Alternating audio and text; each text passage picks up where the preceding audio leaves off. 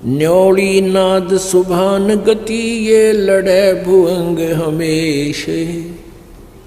जड़ी जान जगदीश है विष्णि व्यापै शेषु। अंश गमन करते नहीं ये मान सरोवर छाड़। कौवा उड़ उड़ जाता है वो खाते मांसाहार।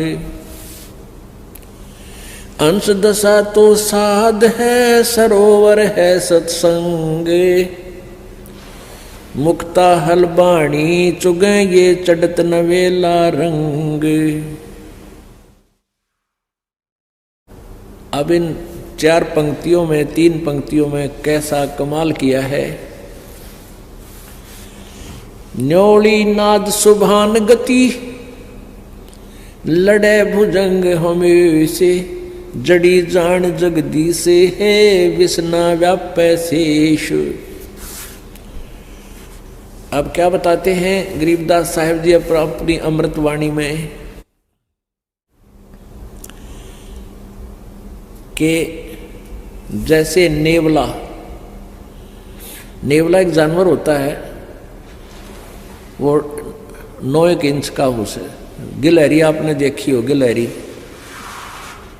इससे थोड़ा बड़ा होता है और ब्राउन कलर के उसके बाल होते हैं, बाल ब्राउन कलर होता है। ऐसा ही मिलता जुलता इतना ही प्राणी होता है और वो सर्प को मार देता है। सर्प कितना लंबा होता है, को 6-6, 7-7 फुट का, 8-8, 10-10 फुट का लंबा हो जाता है। लेकिन वो छोटा सा प्राणी उसको कैसे मार सकता है, उसकी एक विधि, एक तरीका है उसके पास। वो सर्प को उस समय छेड़ता है जब उसको आसपास ये पता होता है कि इस झाड़ी में वो जड़ी है, उस जड़ी को सूंघ लेता है, उस जड़ी की महक को अपने अंदर समा लेता है और आकर के सर्प के सामने खड़ा होकर नेवला अपने श्वास छोड़ देता है। उस जड़ी की महक सूंघ कर जो आया था वो सर्प को सूंघा दी। उस जड़ी के सामने, उस जड़ी की महक के सामने सर्प को चक्कर आने लग जाते हैं, वो बेसुध हो जाता है। अब नेवला क्या करता है, जड़ी उस झाड़ी में जाता है, वो सूंघ कर आता है उस जड़ी को और सर्प के सामने दूर से निकट आकर के कभी दूर हो जाता है, कभी निकट आता है और ऐसे छोड़ देता है उसको, श्वासों को। अब सर्प चक्कर काट, वो डरता उस जड़ी से, तो भागने की चेष्टा करता है और कुछ उसको वो ऐसे डगमग सा हो जाता है। तो फिर भाग के वो जंप लगा के नेवला उसके पीछे सर्प के शीश पर आ बैठता है पाछे के और उसको पकड़ देता है और फिर मुंह के ऊपर फिर श्वास फिर छोड़ता उसके और वो कति बेसुध हो जाता है। तो सर्प को पकड़ के मार डालता है, नोच डालता है, खत्म कर देता है मुंडी से, मुख से, फन से खत्म कर दे, फिर मर जाता है। तो यहाँ क्या बताते हैं कि ये काल तो समझ ले अजगर है और आप नेवला हो। इस काल को आपने कैसे जीतना है उसकी विधि है। कबीर परमेश्वर पूर्ण ब्रह्म की साधना, उस जगदीश की साधना वो जड़ी है और उस सच्ची साधना सतनाम के आगे कहते हैं शेष नाग भी हो। यानी यहाँ के जो छोटे मोटे काल के व्यवस्थक अनुचर, ये देवता भैरव भूत आदि, इनका तो कहना है कि है अगर इस नाम के सामने वो काल भी आ जाएगा तो भी उसकी नहीं बसावेगी तुम्हारे सच्चे नाम के सामने, मर्यादा से भक्ति करने वाले की। न्योल नाद सुभान गति ये लड़े भुअंग हमेश। जड़ी जान जगदीश है विष्णा व्यापै शेष।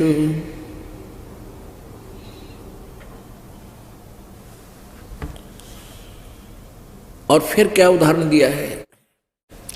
अंश गवन करते नहीं ये मान सरोवर छाड़े, कौवे उड़ उड़ जाते हैं ये खाते मांसाहारे। अंश दशा तो साध है, सरोवर है सत्संग, मुक्ता हलबाणी चुगे फिर चढ़े नवेला रंग। हंस जो होते हैं, संत मते में हंस किसे कहते हैं? हंस वो भक्त है जिसने दूध और पानी छान लिया, यानी सत्य असत्य का जिसने निर्णय कर लिया। बीड़ी शराब मांस तंबाकू चोरी ठगी जारी बकवादों से परहेज कर लिया। एक हंस पक्षी होता है, आपने बुगला बहुत देखे होंगे, बुगले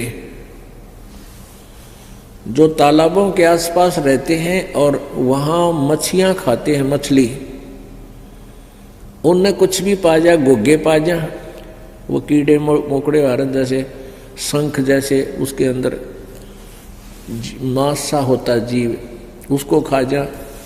कौवे भी ऐसे खाते हैं, कौवे भी मांस खाते हैं, कोई मछली ठहगी उसने छोड़ा नहीं है, ऐसे कीड़े मकोड़े खाते हैं।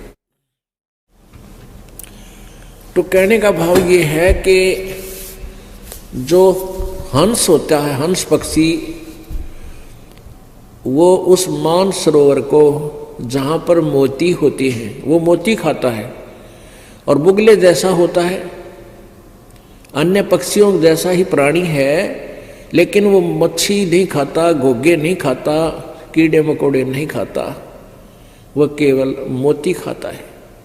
और एक गुण है उस हंस पक्षी के अंदर, वो अगर आप उसने 1 गिलास दूध में 1 गिलास पानी डाल दो और वो दूध पी लेगा, पानी उसी पात्र में शेष छोड़ देता है। मालिक ने ऐसी कृपा, ऐसी कोई उसके अंदर गुण दिया है कि दूध और पानी को अलग कर लेता है, जल को छोड़ देता है, दूध को पी जाता है। तो पुण्यात्मा हंस उसी को कहा है जो कोई बुराई नहीं करते, चोरी ठगी नहीं करते, चोरी जारी नहीं करते, किसी की आत्मा नहीं दुखाते, बीड़ी शराब मांस तंबाकू नहीं प्रयोग करते हैं। और भाई जिन्होंने दूध और पानी छान लिया कि किस भगवान की भक्ति से कितना लाभ है और यहाँ काल के लोक में हम कितने दुखी हैं। हम स्वर्ग महास्वर्ग में भी चले गए तो भी मृत्यु होगी, जन्म मृत्यु का रोग नहीं कट सकता। तो उनको हंस कहते हैं। कहते हंस गवन करते नहीं मान सरोवर छाड़े, और कौवे उड़ उड़ जाते हैं वो खावे मांसाहारे। हंस दशा तो साध है और सरोवर है सत्संगे, मुक्ता हलबाणी चुगे फिर चढ़े नवेला रंगे। जो हंस होते हैं, अच्छी आत्मा होती है, वो सत्संग छोड़कर नहीं जाते। ये सत्संग तो समझो एक तालाब है, सरोवर है, और आप जी हंस हैं, साध सोए जो सीधा चले, सब बुराइयों को छोड़ दे, भगवान की भक्ति करे, परमात्मा में ध्यान रखे, वो साध होता है। परमात्मा बार बार कहते हैं, कहे कबीर सुनो भाई साधो, यानी हम तो साधु समझा करते हुए डले ढोवे, कान पड़वारे, दाढ़ी बढ़वारे, जंगल में धक्के खावे, वो साध नहीं। साध तो वह जो सही भक्ति करे, सत्य भक्ति करे, बुराइयों तो बचकर है, वही मनुष्य साध है। तो क्या कहते हैं, हंस दशा तो साध है। आप जी तो हंस हैं और सरोवर है सत्संग, और यहाँ ये परमात्मा के मोक्ष मार्ग रूपी मोती आप चुग रहे हो, ग्रहण कर रहे हो, और चढ़े नवेला रंग। जितना ज्ञान सुनोगे उतनी आस्था मालिक में और उमंग बढ़ेगी। चाहे सारा संसार एक तरफ और भक्त एक तरफ, आप फिर इस ज्ञान से दूर, इस सत्संग को छोड़कर, इस दास को छोड़कर आप कहीं नहीं जा सकते। और जो यहां से छोड़कर जाते हैं उनके बारे में कहा है वो तो कौवे उड़ उड़ जाते हैं, जो खाते मांसाहार, जिन पर बुराई नहीं छूटती, लालच लोभ नहीं छूटता, वो जाया करें, वो कौवे हैं, वो हंस नहीं बने। हंस गवन करते नहीं मान सरोवर छाड़े, हंस नहीं जाया करते मान सरोवर ने छोड़कर जहाँ ऐसी मोती मिलते हैं। ये कौवे उड़ उड़ जाते हैं, वो खाते मांसाहार। हंस दशा तो संत साध है, ये सरोवर है सत्संगे। मुक्ता हलवाणी चुगे फिर चढ़े नवेला रंगे। आगे क्या बताया अमृतवाणी में, दरस परस नहीं अंतरा, दरस परस नहीं अंतरा, रोमी वस्त्र बीच, पारस लोहा एक डगिए पलटे नहीं अबीच। अपने आत्माओं कितनी, देखो वेदों और गीता को समझना बहुत आसान है। ये परमेश्वर का जो सूक्ष्म वेद है, परमेश्वर कबीर जी की महिमा से की वाणी, गरीबदास साहेब जी को परमात्मा ने अपना ज्ञान दिया। कबीर जी ने, गरीबदास जी भी कहते हैं कि मेरा ज्ञान योग दिया खोल। कबीर परमेश्वर जी ने मेरा ज्ञान रूपी योग खोल दिया, अर्थात मुझे वो अपना ज्ञान मेरे में फीड कर दिया। अब उस ज्ञान के आधार से क्या बता रहे हैं गरीबदास साहिब जी ने, दरस परस नहीं अंतरा, अरुमी बस्तर बीच, पारस लोहा एक कडेगे पलटे नहीं अभीच। अब हंस और कौवे क्यों बन गए? हंस तो ज्ञान को समझकर समर्पित हो गए, वो तो बन गए हंस। और जिन्होंने मन दिया नहीं, सत्संग में आते रहे, बड़ी अच्छे श्रद्धालु दिखते रहे, लेकिन आस्था बनी नहीं, परमात्मा से, गुरुदेव से उनका मेल नहीं बना। मेल का अर्थ ये नहीं होता कि आप आते हो, सेवा भी करते हो, साथ भी रहते हो, सत्संग भी सुनते हो, लेकिन अंदर से जगह, अंदर से कनेक्शन नहीं बना, अंदर से कसक नहीं बनी, तो कहते हैं उनमें परिवर्तन हो को ना। जैसे एक लोहा, एक पारस नाम का पत्थर होता है, पारस, एक पारस पत्थर है, पत्थर जैसा होता है सिंपल, और उसको पहचानना सबके बस की बात नहीं, जैसे लाल को पहचानना। तो उस पारस का एक टुकड़ा पत्थर हो 1 किलो का, और उसको चाहे 100 टन लोहे का घिसा दे, एक स्थान पर टच कर दे उसको अच्छी तरह उनका कति मेल हो जा, और फिर देखे, कहते उस पूरे के पूरे उस मांस को, मंडल को, उस एक सिरिये का ला दिया, सिरिये को गार्डर का ला दिया, गार्डर को पूरे गार्डर के गार्डर को, थाम को सोना बना देता है। लेकिन कहते हैं परमात्मा लिखा पारस लोहा, दरस परस नहीं अंतरा, अरुमी वस्त्र बीच। अब लोहा और पारस कति साथ साथ रखे हैं, और उन दोनों के टच होने में एक बिल्कुल इतना भी स्थान रह गया ना, जैसे कहते हैं रोमी वस्त्र, जैसे बाल, ये बाल है रोमकूप का, यानी बाल जितनी भी आपस में दूरी रहेगी, या बिल्कुल पतली सी जो वायल होती हैं बहनें ओढ़ती हैं, या पतली चादर, मुलमुल का कपड़ा, कहती ये भी इतना भी बीच में कपड़ा आर पार हो जाए, इतना भी डिफरेंस आपस में रहा, मिलन नहीं हुआ, चाहे कितने दिन पास रखे रहो लोहा और पारस, उसमें परिवर्तन नहीं हो सकता। यानी जो व्यक्ति यहाँ भी रहते हैं, गुरुदेव के साथ रहते हैं, सत्संग भी सुनते हैं, और मिले नहीं मन से, वो हंस नहीं बन सकते, वो कौवे रहा करें। और ऐसे कौवे फिर छोड़कर इसको स्थान को जा सकते हैं, वो जाएंगे कि उनकी आदत सुधरी नहीं। आप प्रतिदिन पढ़ते हो नित्यनेम में, बिन गुरु मिले मोहे ना पावे।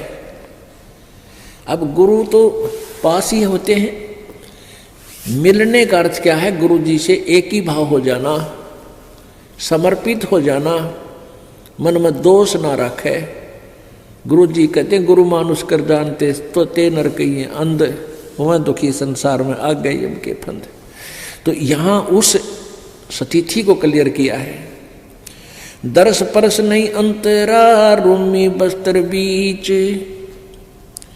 और पारस लोहा एक डिग वो पलटे नहीं अभीचो। चार मुक्ति बैकुंठे बटे सप्तपुरी सैलान, आगे धाम कबीर का हंस न पावे जान। अब गरीबदास साहिब जी बता रहे हैं चार मुक्ति बैकुंठ तक की दौड़ है, और सपतपुरी ऊपर अलग से एक अलग 7 ऐसे इकट्ठा ग्रुप है, 7 उनका नगरी बनी हुई है, उनका एक एक राजा बनाया जाता है जो अच्छी आत्माएं होती हैं। कहते ये चौथी मुक्ति जो तुम साधना करते हो मैक्सिमम 4 मुक्ति प्राप्त होंगी, और वहां इन 7 नगरियों के राजा भी बन सकते हो कभी कभी, कोई किसी का कोई किसी का। इनसे आगे धाम कबीर का, आगे ऊपर हंस न पावे जान, यानी अच्छी आत्मा भी है, भक्ति भी कर रहे हैं, लेकिन गुरु जी से विमुख हो गए, वो फिर आगे नहीं जा सकते। कहते इन बातें क्या पाई ये कर सतगुरु नजर निहाल, यानी गुरु जी की आवश्यकता, गुरु जी का सहयोग, गुरु जी को के चरण शरण में आस्था, इनका जो है ना आखिरी श्वास तक तुम्हें सहयोग की आवश्यकता पड़ेगी। यदि आप जी इस दास के प्रति किसी कारण से भी कोई मन में दोष रखकर और दूर हो जाते हो, भक्ति भी कर रहे हो, फिर आगे नहीं जा सकते, क्योंकि आप इस दास के सेवक को, अनुयायी को, इस दास से प्राप्त इस लाइसेंस को, यानी पासपोर्ट जिसने मिल गया, मंत्र मिल गया, जाप मिला, नाम मिला, उस शिष्य को किरकुटी पर जाकर परमात्मा इस दास के रूप में मिलेगा। और आप जी हैं जैसे आपका अंतःकरण मिला हुआ इस दास से, जब भी दास बाहर आता है तो आपकी आंखें एकटक लग जाती हैं, कहाँ है गुरु जी, कहाँ से खड़े हैं, तो वो ही दशा होगी वहाँ पर।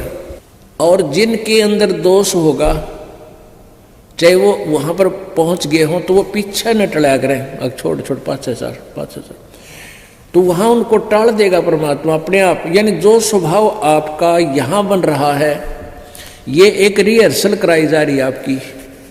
दास तो एक आप जैसा ही है, आपका ही भाई बहन बच्चा, आपका गुरु ला लो, लेकिन इस दास को आपने परमात्मा समझ के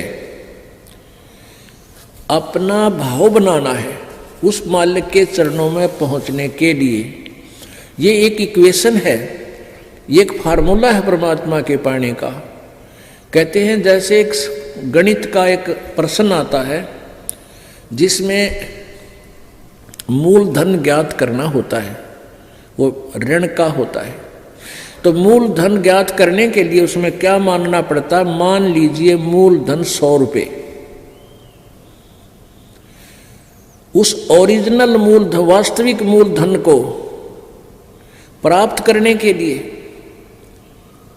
यानी प्रश्न का हल करने के लिए, सफल होने के लिए, पास होने के लिए, हमने सबसे पहले मानना पड़ता, मान लीजिए मूलधन 100 रुपये, और फिर उससे हम उस वास्तविक मूलधन को प्राप्त करेंगे। वो 100 रुपये बहुत कम राशि होती है, और वास्तविक मूलधन करोड़ों में होता है, लेकिन करोड़ों वाला मूलधन पाने के लिए 100 रुपये मूलधन मानना पड़ेगा।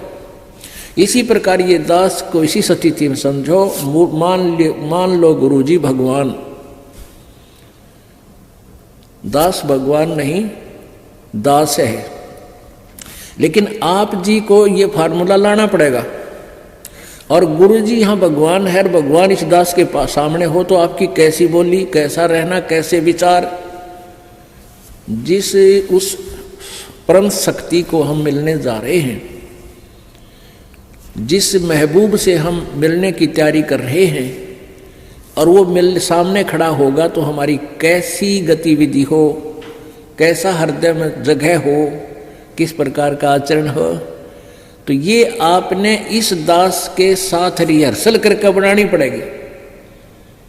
यहां कोई भी है, इस दास को आप आओगे, आते हो, मिलते हो, तो ये सोचे कि हम भगवान से मिलने चले हैं, क्योंकि वहां त्रिकुटी पर आप जाओगे, इस दास के रूप में मालिक बैठे मिलेंगे और आपके मन में, क्योंकि वहां तो किसी कहने की जरूरत को नहीं, आपके अंतःकरण की अलग से अब आपके माथे पर बोर्ड लग जाएगा कि इसमें कितना दोष है, इसमें कितना दोष है, रिजेक्ट हो जाओगे वापस।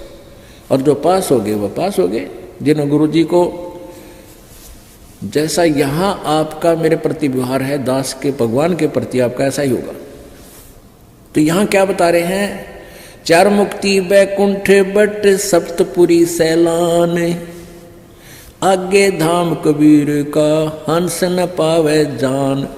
वहां नहीं जान पाओगे, वहां नहीं जा सकोगे जब तक आप गुरु जी के प्रति पूरी श्रद्धा नहीं होगी।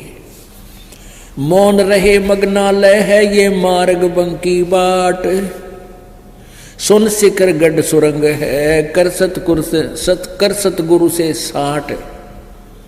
साठ माने सतगुरु जी से सौदा कर ले, और सतगुरु के बिना आगे नहीं जा पाओगे। मौन रहे मग्नाल है और मार्ग बंकी बाट, और रास्ता बहुत टेढ़ा आगे का। सुन शिखर गढ़ में सुरंग है, ऊपर कहते एक ऐसी सुरंग में से निकाल के ले जाएंगे भंवर गुफा से।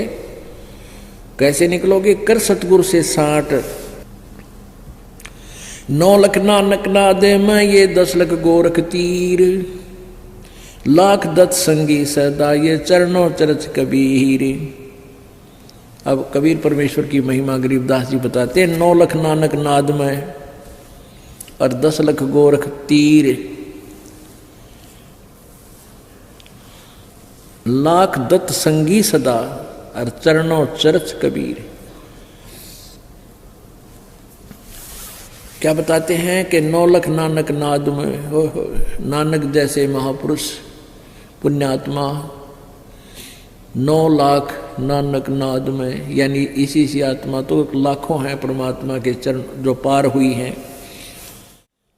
और 9 लख नानक नाद में 10 लख गोरख तीर, और गोरख जैसे सिद्ध पुरुष परमात्मा ने यानी उनके सामने आकर के उनको भी अपनी हार माननी पड़ी और सतमार्ग ग्रहण करना पड़ा।